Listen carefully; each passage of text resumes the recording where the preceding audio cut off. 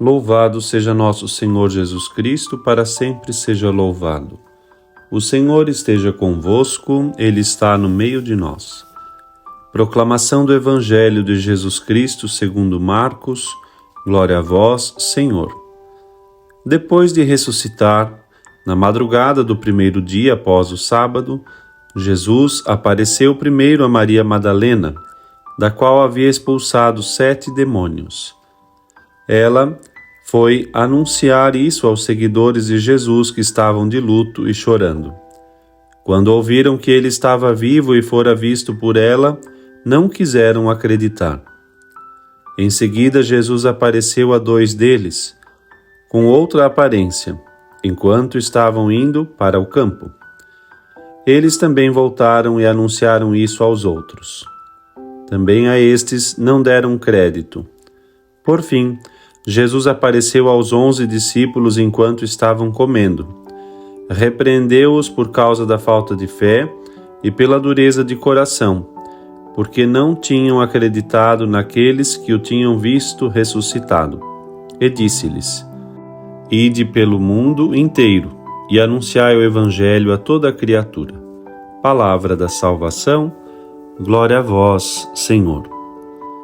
Meu irmão, minha irmã, com este bonito Evangelho de Marcos, no capítulo 16, nos versículos de 9 a 15, o Senhor visita os seus amados após a sua ressurreição, trazendo grande consolo.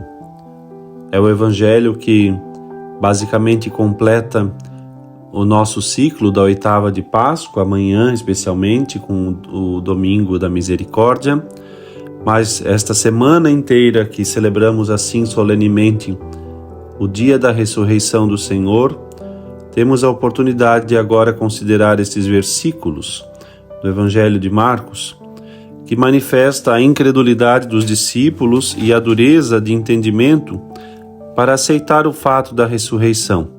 Ainda que Jesus já tenha predito sobre este tema, a atitude desconfiada dos discípulos diante das primeiras aparições de Jesus ressuscitado é de fato assim uma prova de que eles ainda não estavam como que convictos que o Senhor de fato venceu a morte. E as suas primeiras aparições, que ao longo de toda esta semana consideramos na nossa oração, no Evangelho da Missa, manifestam exatamente a superação desta resistência dos apóstolos e também a garantia da veracidade do fato da ressurreição de Jesus. Há uma hora aparece para Maria Madalena, outra hora para algum dos 12 e assim por diante, de modo que vai se confirmando que estes estavam destinados a ser testemunhas diretas e autorizadas do ressuscitado, e resistem ao conteúdo da ressurreição, até que não conseguem de fato desmentir, por assim dizer, porque o Senhor mesmo prova com fatos, com sinais, com uma verdade palpável. Nosso Senhor, não obstante, vai dizer: bem-aventurados os que acreditaram sem ter visto. E, no caso dos apóstolos, era preciso que, além da fé em Cristo ressuscitado, tivessem uma clara evidência da ressurreição, visto que tinham sido eles os escolhidos para anunciarem esta causa de modo irrefutável. Agora, uma pergunta que talvez nos fazemos: por que demoravam tanto em acreditar? Talvez porque, não pela fraqueza, mas pela firmeza da fé, para que nós hoje pudéssemos crer verdadeiramente no fato da ressurreição, que foi demonstrada com muitos argumentos aos que duvidavam e que mais ainda nos faria fortalecer a fé a nós que acreditamos sem ter visto. E por isso a aparição de nosso Senhor após a sua ressurreição é importante exatamente para confirmar a fé dos seus primeiros mensageiros.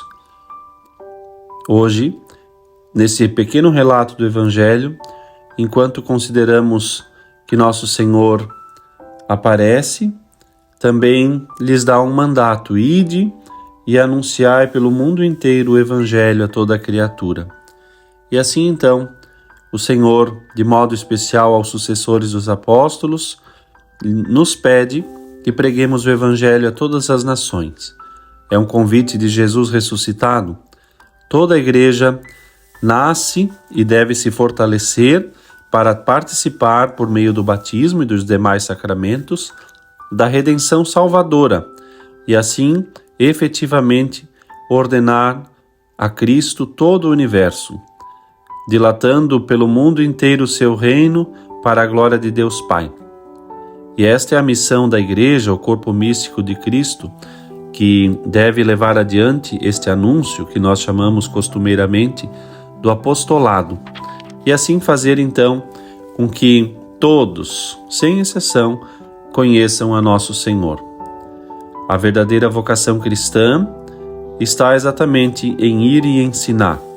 Ensinar a todos, leigos, sacerdotes, até porque todos participamos nesse munus. Desde o batismo, o Senhor nos chamou para sermos sacerdotes, profetas e reis, e assim então desempenhar a nossa missão como povo de Deus na igreja e no mundo.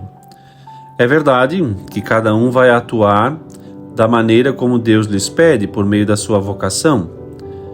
Alguns de modo muito mais direto, como é o caso dos bispos, sucessores dos apóstolos, dos sacerdotes, dos diáconos. Outros por meio da sua vida e santificação no meio do mundo, todo o apostolado leigo. Fato é que cabe a cada um de nós o pedido do Senhor ir e anunciar este que venceu a morte. Esta é, pois, a nossa missão, um glorioso encargo, trabalhar para que a mensagem do Senhor seja conhecida e recebida por todos os povos da terra. Peçamos ao Senhor essa graça e perseveremos até o fim, pedindo sempre mais a Nossa Senhora que nos ajude então também a nunca, jamais desanimar em pregar o Evangelho. Deus te abençoe com um excelente dia.